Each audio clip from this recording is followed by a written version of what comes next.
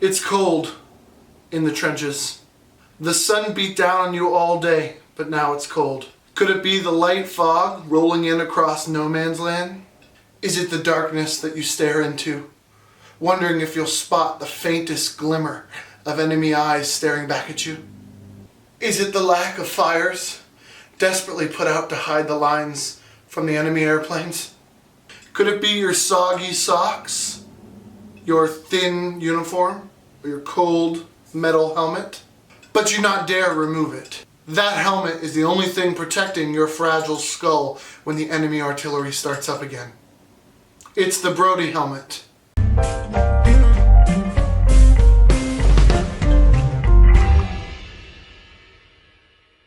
What's up, guys, and welcome back to another episode of World Hatstory 101. Today is our 5th episode, and that means we're actually going to be covering a helmet today, the Brody Helmet. The Brody Helmet was actually designed back in 1915 in England by John L. Brodie. It was designed back in World War I.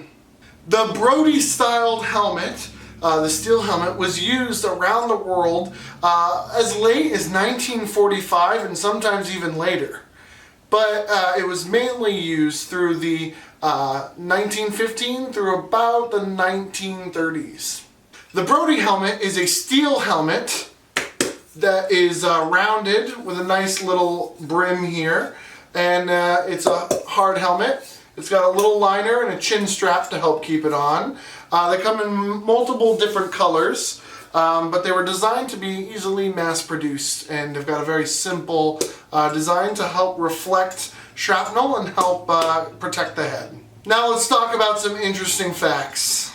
The Brody helmet actually only refers to the first design of this helmet, which was the one made by Brodie. That is the only real Brody helmet. The other steel helmets of this style have a variety of names, like the Mark I, the Mark II, etc., etc. There are other steel helmets that kind of took the design and kind of went with it and made it a little bit better for the war.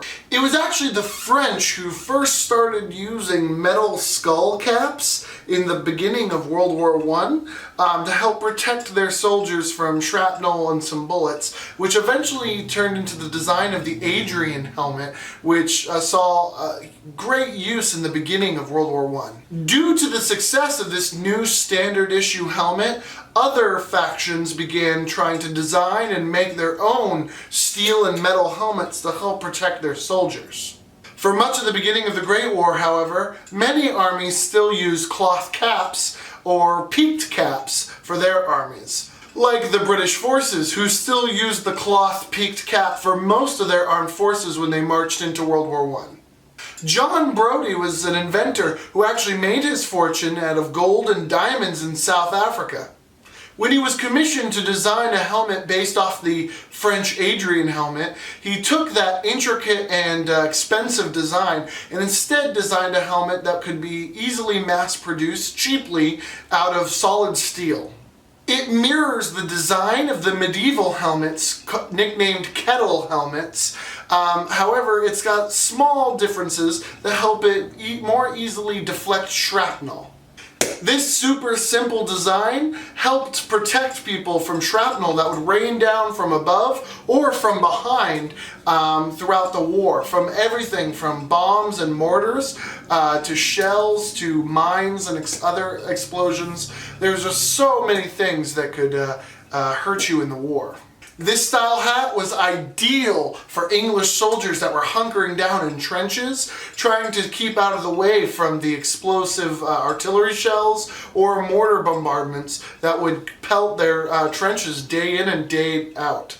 The first of these helmets were delivered out to troops in 1915, but the supply did not meet the demand. It became custom that only the troops in the frontmost lines would have Brody helmets, and they were actually traded out when the changing of the guard came. The United States adopted the helmet from the British when they entered the war, and they used this design throughout the entirety of World War I. However, between the two wars, they actually exchanged this helmet for one of their own design, and they wore that one throughout their other engagements and into World War II. However, for English and many European armies, they still kept this design into World War II and slightly afterwards.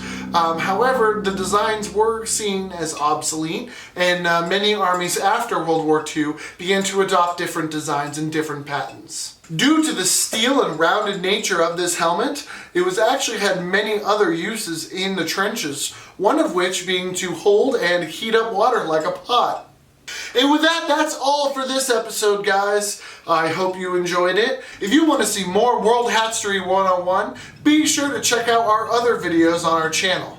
If you want more World War I goodies, be sure to check out my Rivet Wars videos. Rivet Wars is a steampunk World War I board game miniatures that is absolutely fantastic. I have several videos on my channel. Be sure to check them out. Please like and subscribe for more content. That extremely helps out this channel. Also, be sure to share the videos wherever you feel that it will be enjoyed. And with that, that's all for this 5th episode of World Hatstory 101. Keep your head down and get in the fight.